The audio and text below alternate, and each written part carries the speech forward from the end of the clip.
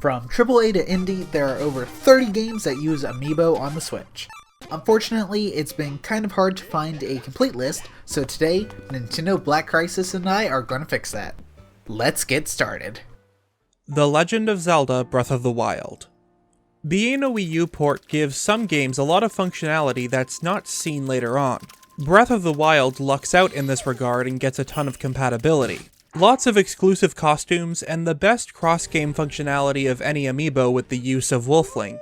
Wolf Link allows you to always have a partner travel around Hyrule with you. His max number of hearts are based on how many you have in Twilight Princess HD on the Wii U. Mario Kart 8 Deluxe.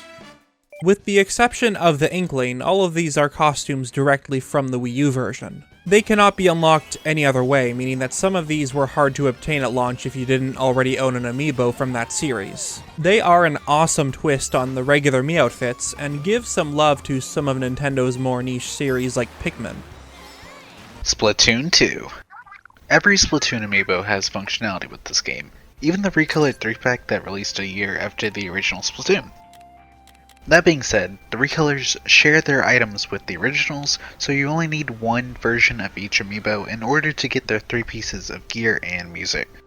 The lesser used feature is getting to take photos with every accessible amiibo.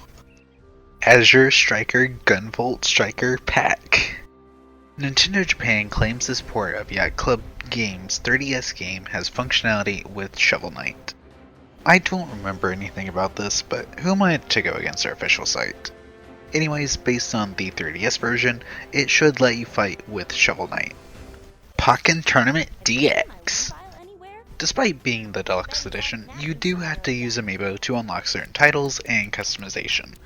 Personally, I'm kinda miffed about the addition of Shadow Mewtwo to the base roster, as it negates the main purpose of the amiibo card that was included with the initial release of the Wii U version. Like other games, unlocking content is limited to 5 times a day. Conga Master Party!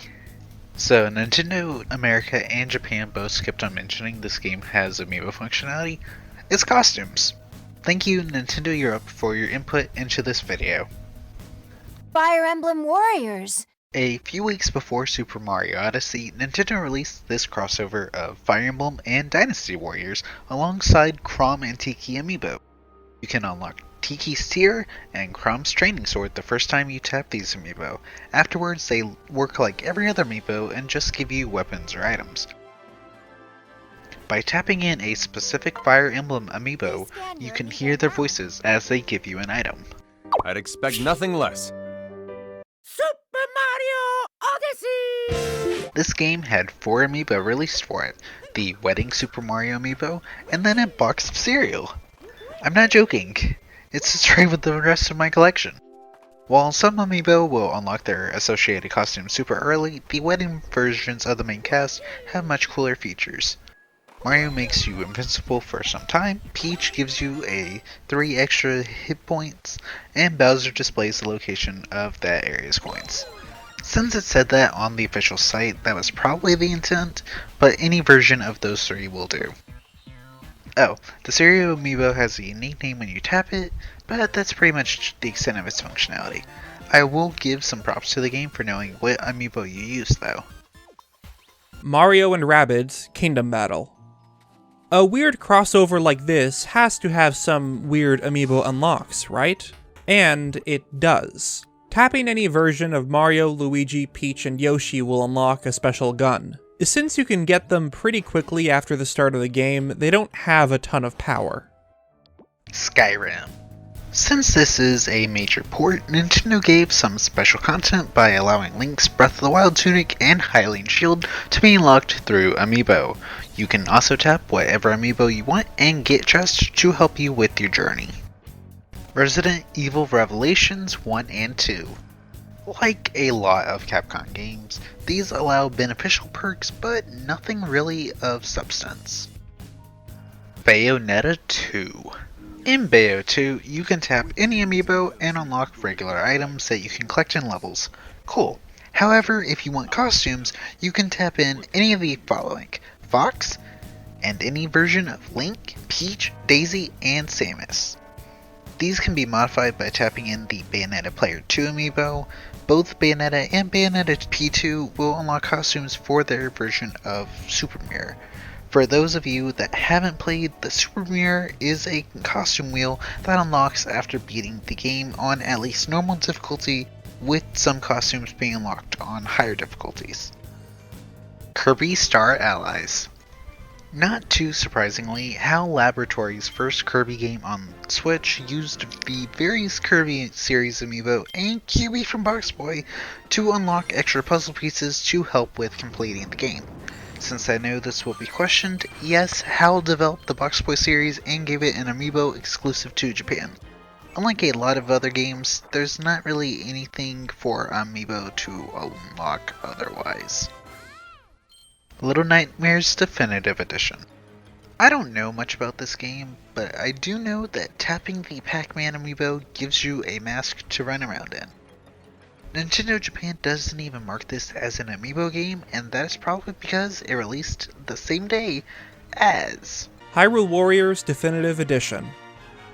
Unlike previous versions, the major amiibo unlock is not the super cool spinner from Twilight Princess. It instead is a bunch of high-ranked weapons for you to use in combat. While any amiibo can give you lower-ranked weapons, rupees, or crafting materials, any Legend of Zelda amiibo will be the ones you want to use for those higher-ranking weapons. For some reason, the Breath of the Wild Guardian, Bokoblin, and the 4 Champions are not treated as a Zelda series amiibo. This may be due to the game being upgraded from the Wii U and 3DS, thus the Breath of the Wild amiibo didn't really exist during the process of porting the game.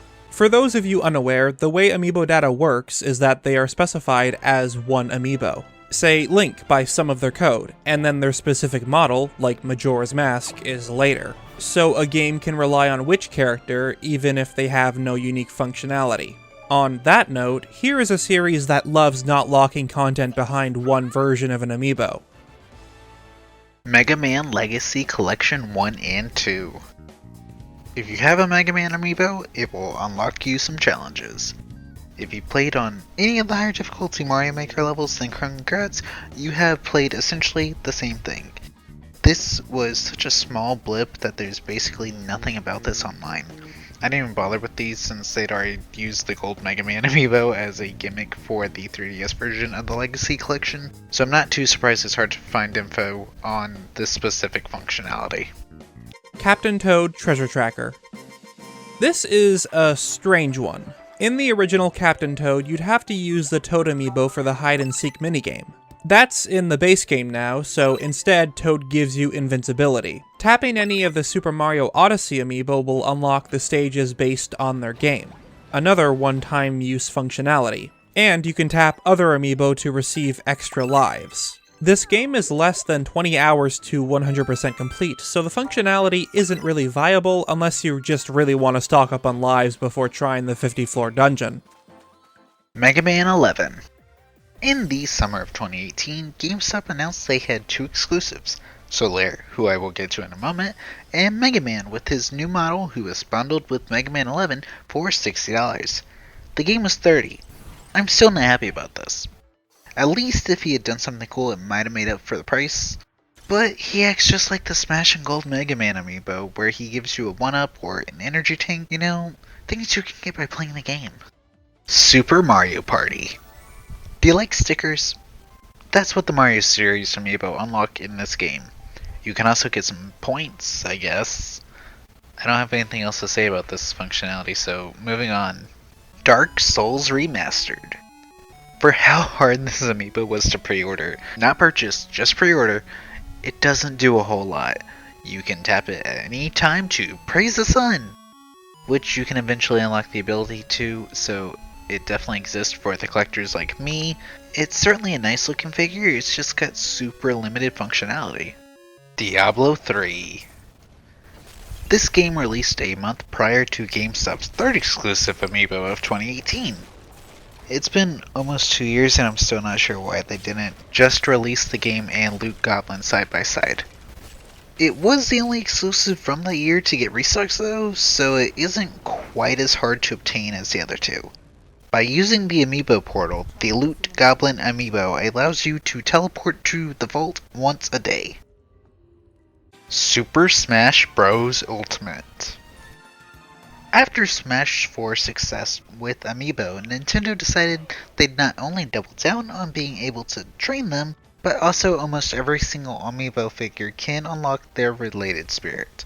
In the 1.3 update, they even added a way to train amiibo online. This actually kinda sucks since you sit there for about 15 minutes and can't back out or do other fights. If you're gonna let the game train your amiibo, just set it against a level 9 CPU with 99 lives. Everything will sort out afterwards. Build-A-Bridge. I wasn't even aware of this game, but it has amiibo hats. Yoshi's Crafted World. You can tap basically every Yoshi's Woolly World based amiibo to unlock a costume, except for Mega Yarn Yoshi. Mega Yarn and Green Yoshi share this costume. There's also costumes for Toad, Peach, Mario, Luigi, Bowser, Koopa Troopa, and non-Yarn Yoshi. It should be noted that you can unlock an amiibo box if you tap an amiibo that is not in the above list. It's kinda cool. I certainly ran around like that for a bit while playing. Comparatively, almost every amiibo at the release of Yoshi's Woolly World was compatible and unlocked a special costume, but I'll always take some functionality over none, and how can I resist such a cute design as Poochie? Konami's Powerful Pro Baseball. This will take a bit of explaining, so bear with me. In July 2019, Konami released a Switch version of their Powerful Pro Baseball game, which was celebrating its 20th anniversary. To honor the occasion, they announced that there would be 6 amiibo launching alongside the game. The problem is, only 2 of these amiibo could be obtained from one purchase. Their idea was for you to pre-order 5 copies of the game to obtain all 6 cards. I pre-ordered a copy from Amazon Japan, got their exclusive, this green-haired girl, and the day 1 purchase bonus, the main character, and then bought the rest secondhand. I had heard that you could train them similar to Smash Bros, but I haven't found where to do that. Instead, I got capped at 5 daily rewards. They have some cool banners, but this set of amiibo was definitely created to just push the game since there wasn't an international release that I am aware of. Fire Emblem Three Houses. The Fire Emblem series has been rather harsh with amiibo locked content.